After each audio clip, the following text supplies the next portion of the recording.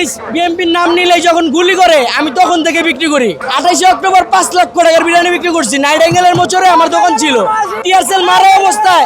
তারপরে সব লোক যখন ছিন্ন ভিন্ন হয়ে গেছে, তারপর আমি একটু আগে বাইরা ওইখানেও পলো বেচছি, আজকে নতুন বেশি না। আমার যেই কোনো বিএনপির যেই কোনো প্রোগ্রামে সব জায়গায় মুরগির বিরিয়ানি, পুরান ঢাকা মুরগি বিরিয়ানি, লালবাগের বললে হবে সাজুবাবুচির বিরিয়ানি। জয়া স্যানিটারি ন্যাপকিনে 40 টাকা সাশ্রয় কুটস্থ দোকান থেকে আজই কিনুন।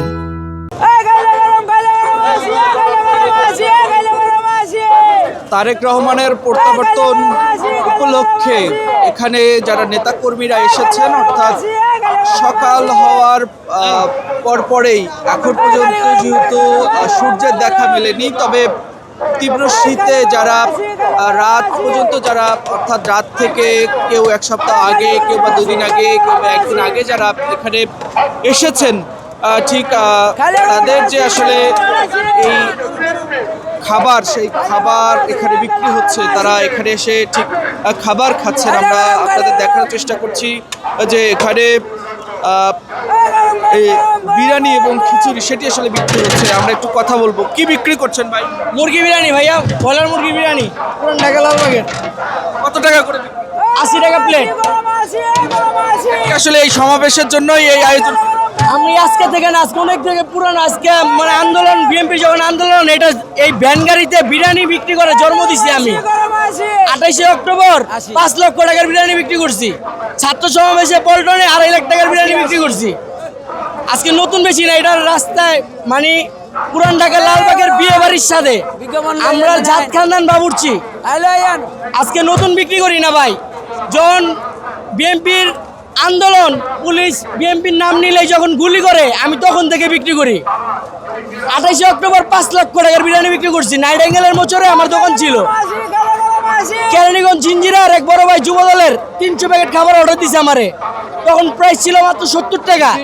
ওনার 300 প্যাকেট খাবার দিছি, 21,000 টাকা বিল আমারে দিছে। 2:15-তে টিয়ারসেল মারছে পুলিশ, তখন আমি ওই সময় পোলাও বিক্রি করছি ওই টিয়ারসেল মারা অবস্থায়। তারপরে সব লোক যখন ছিন্ন ভিন্ন হয়ে গেছে, তারপর আমি একটু আগে বাইরা ওইখানেও পোলাও বেচছি, আজকে নতুন বেশি না। আমার যেই কোনো বিএনপির যেই কোনো প্রোগ্রামে সব জায়গায় মুরগির বিরিয়ানি, পুরান ঢাকা মুরগি বিরিয়ানি, লালবাগের বললে হবে সাজুবাবুচির বিরিয়ানি, সাজুর বিরিয়ানি, আজকে নতুন বেশি না। আমরা জাত খানদান বাবুর্চি ভাই।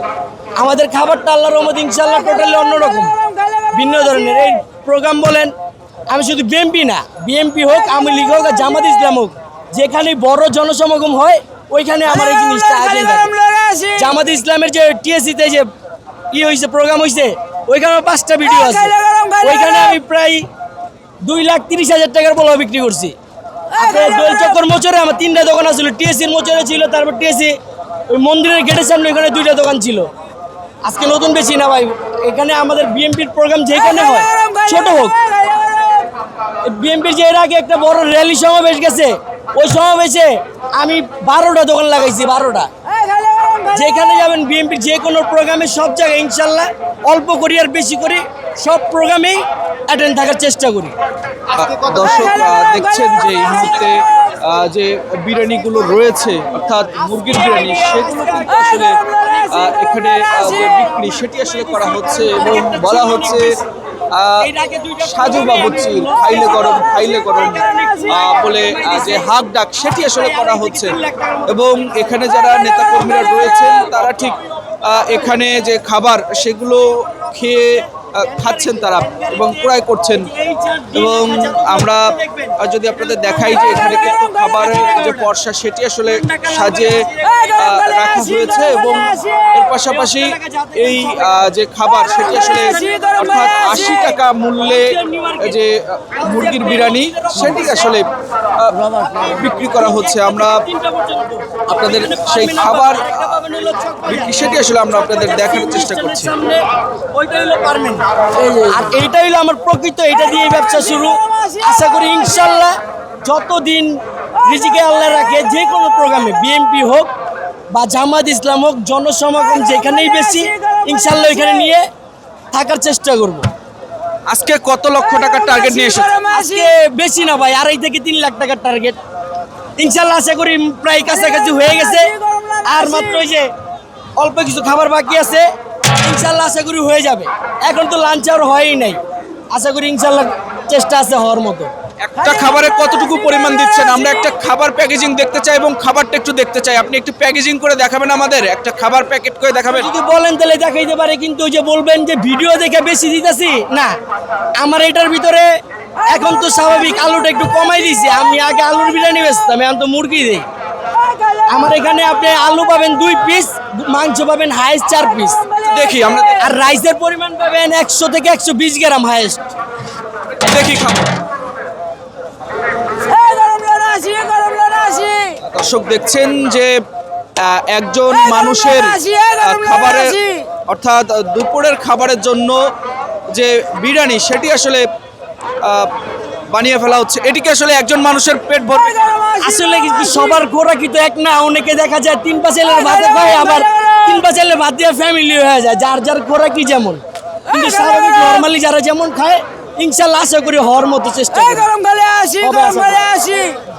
মুরগির বিরিয়ানি এবং সেটি আসলে এখানে যারা তারেক রহমানের প্রত্যাবর্তন ঘিরে যারা এখানে এসেছেন নেতাকর্মীরা, তারা ঠিক এখানে এটি কিনছেন। আমরা দেখছি যে আরও একজন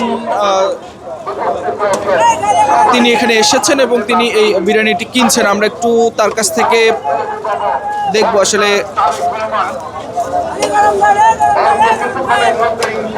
কেমন লাগছে। আলহামদুলিল্লাহ, আসলে দীর্ঘ 17 বছর পরে আমাদের দেশ নায়ক তারেক রহমান বাংলাদেশের মাটিতে পা রাখতেছে।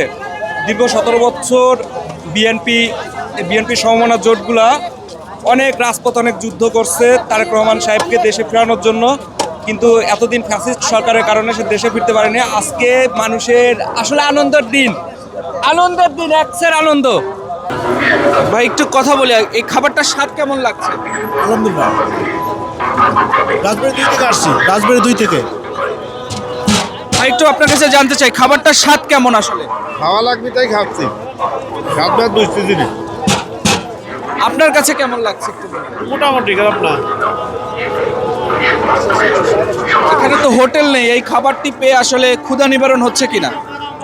মানে প্রয়োজনের তাগিদে যা করা সেটা একটু মেটাচ্ছে, সমস্যা নেই।